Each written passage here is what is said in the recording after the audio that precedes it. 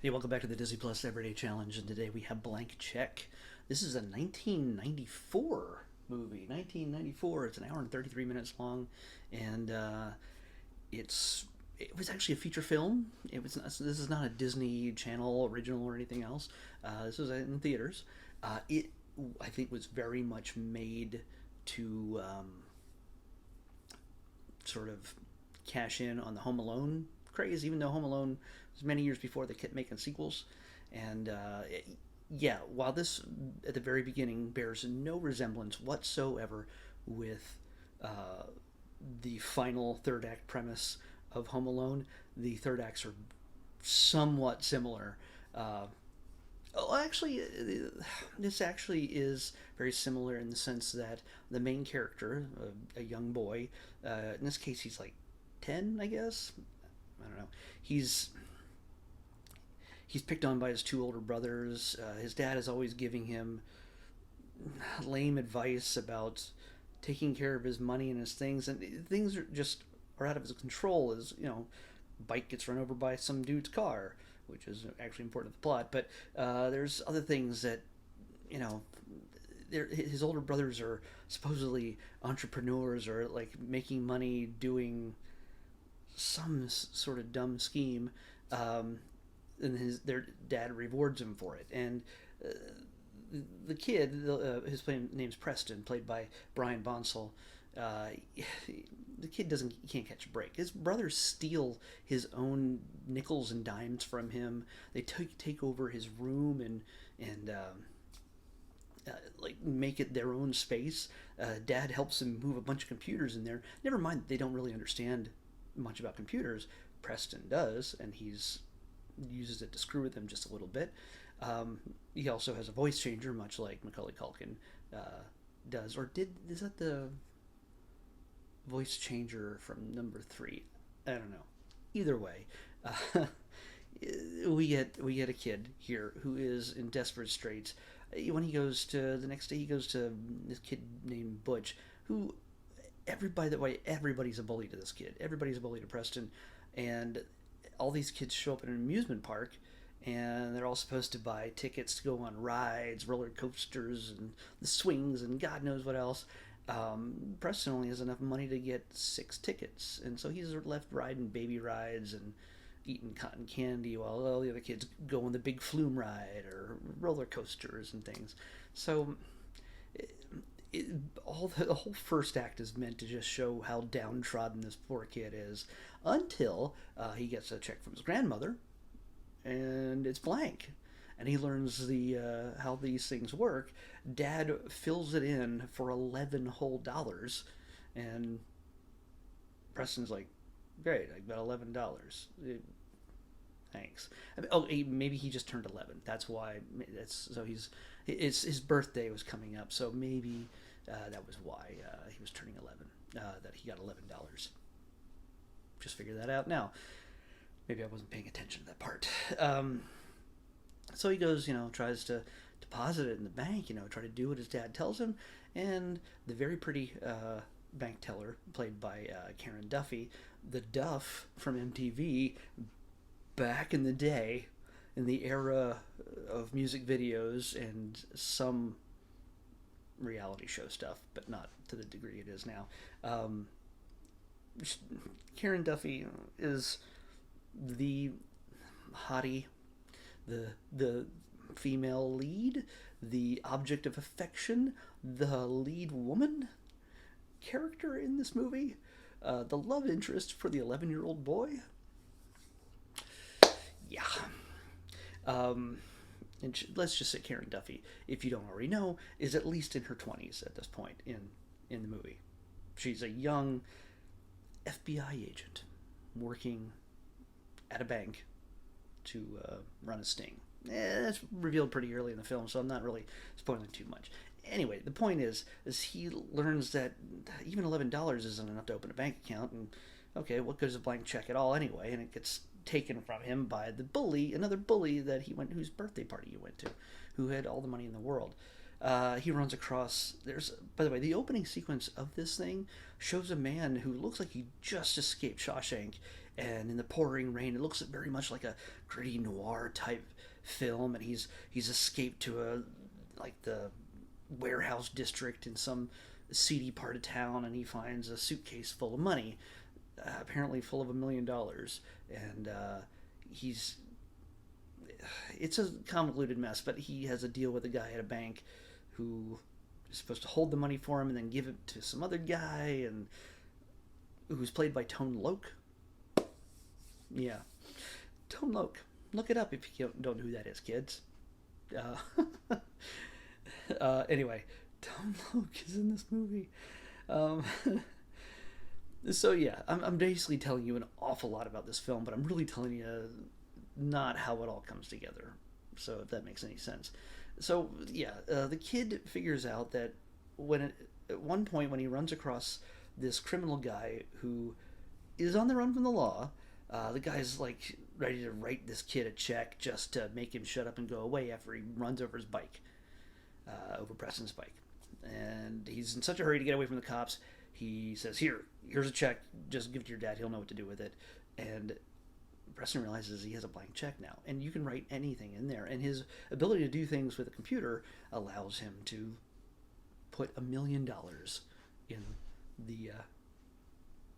the lines to make it look more official rather than writing it himself in a kid penmanship with a different color pen or whatever. That's all that stuff's just figured out by him being able to print it out perfectly on his printer. And he's got a Macintosh, by the way.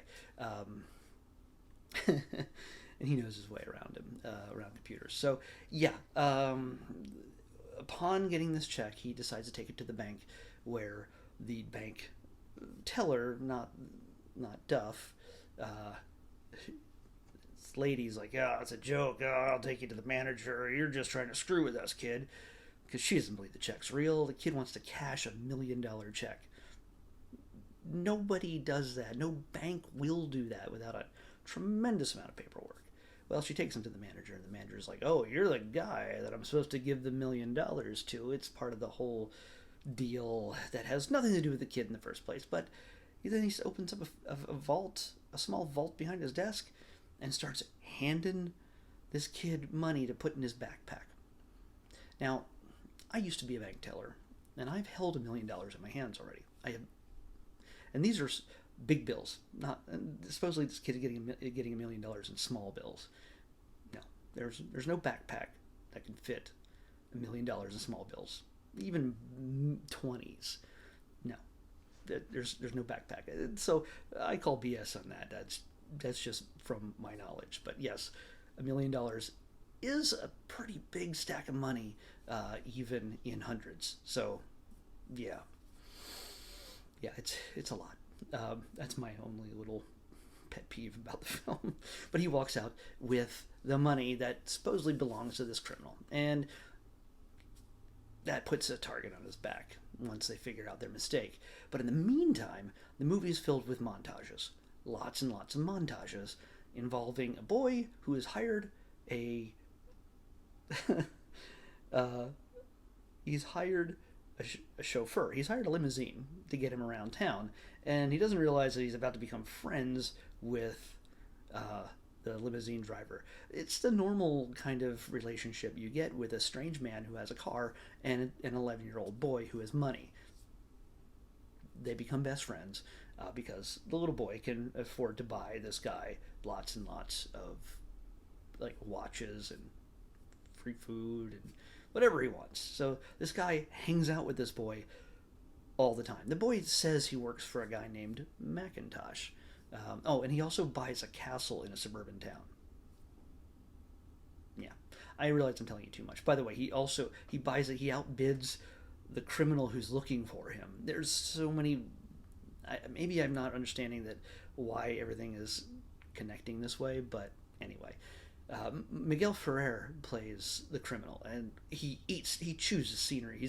He's great. He's probably the biggest name in this entire movie, but he's awesome. He's usually great at everything, and but he plays the bad guy who likes to threaten children for money. So between him, Tone Loc, and Michael Lerner, who plays the bank manager. The three of them go hunting for this boy to get that $1 million back. Meanwhile, in all these montages, the boy and his chauffeur spend an awful lot of that $1 million. Beyond buying the castle for $300,000, the montage takes him on a whirlwind tour of the town where they are. Apparently, Indiana. I don't know, but okay. Anyhow, Home Alone took place in Illinois. Anyway, Indiana. So they're running around Indiana, sports store, electronics store, toy store. He gets a water slide to attach to the pool out behind the castle. Uh, sure, why not? It looked like they just built a castle facade around a normal home in suburbia because it makes absolutely no sense. At one point, after all the montages, said, "Oh yeah, there's also a clothing montage where he's just styling and just putting on glasses and tilting them down and just putting on layers of jeans and shirts and '90s clothing that um, Corey Feldman would be jealous of. Pretty much, it's a Corey Feldman like montage that you can imagine would happen.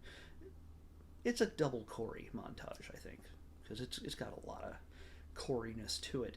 Um, yeah, and so by the end of it, and this castle is apparently right down the street from where he lives. I don't know. So I mean, it's a dream house for any 11-year-old. I mean, yet there's so many other montages that take place for him just going down the water slide or doing sumo wrestling or go kart track driving. I don't know where all this stuff fits, but oh well. He's got a bank of monitors and it looks like a VR headset in 1994 that looks not too much different than like your Oculus headset these days, just a little bit bigger and clunkier.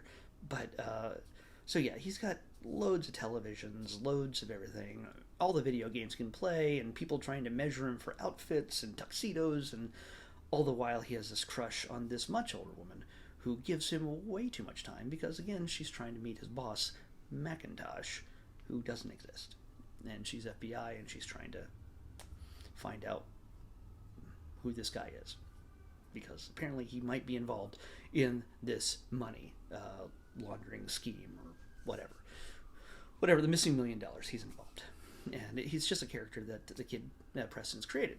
So that's all to say that this is not a tremendously well acted film. I gotta say his name right. Rick DeCummon. He's the chauffeur Henry, and he's hilarious. He's half that stuff. I almost believe that he's ad libbing, but he's always by Preston's side and always has his back. And he's a good character.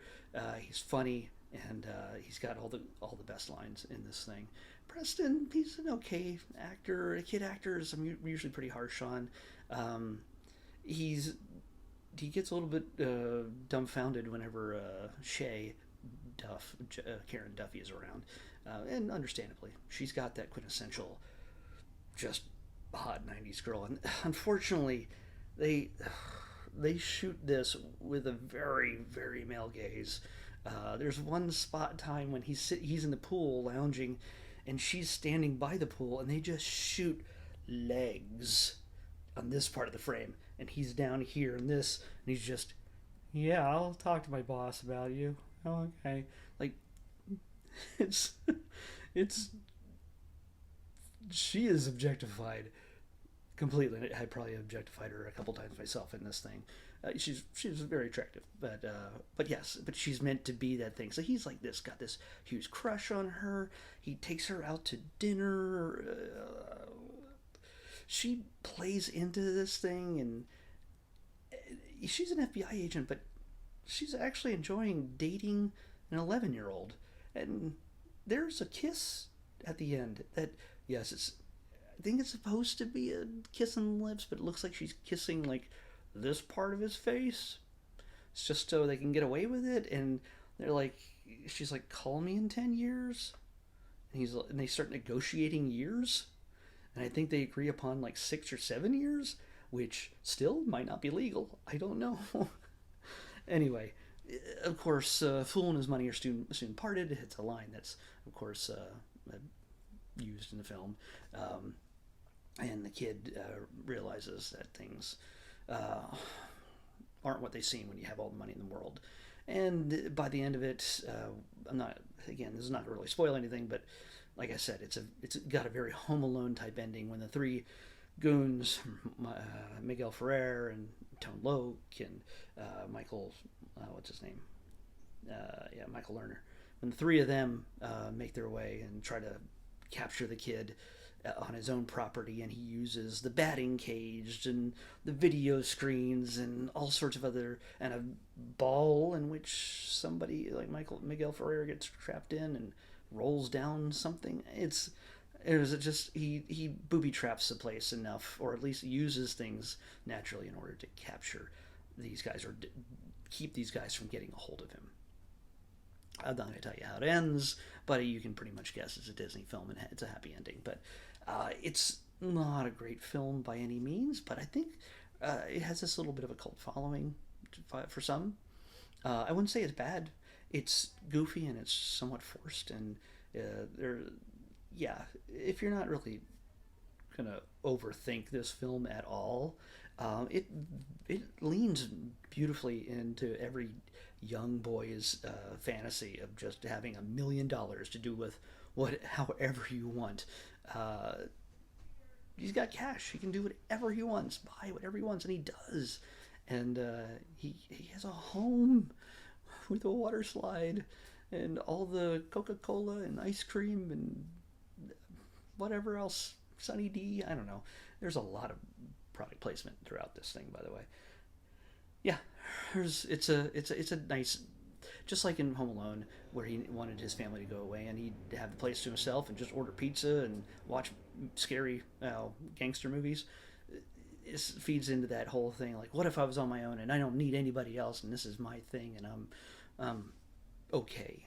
But it turns out, he learns that he needs more than just that to survive. That family is important and money isn't everything and lessons are learned. So yeah, it doesn't really give too much of an original story or purpose or point, but it's all right. It's not horrible, but you're certainly not going to count it as one of the greatest films ever made. So if you haven't seen this thing since 1994 and you want to revisit it, I honestly haven't seen it before, so I had nothing to gauge against it to see if it survived or like if it aged well enough. It has a very 90s feel to it, so the music is not great. It's very synthesized despite being from 1994. It's still kind of got a little bit of an 80s feel to it. I guess grunge hadn't really taken over music, at least in movie soundtracks at this point. But yeah, it might make for a fun diversion some night. But yeah, you're never gonna, if you watch it once, you're never gonna watch it again. Let's just say that. Anyway, let's pick tomorrow's episode. I've talked enough about Blank Check. 145. 145. What do we got here? Come on. Come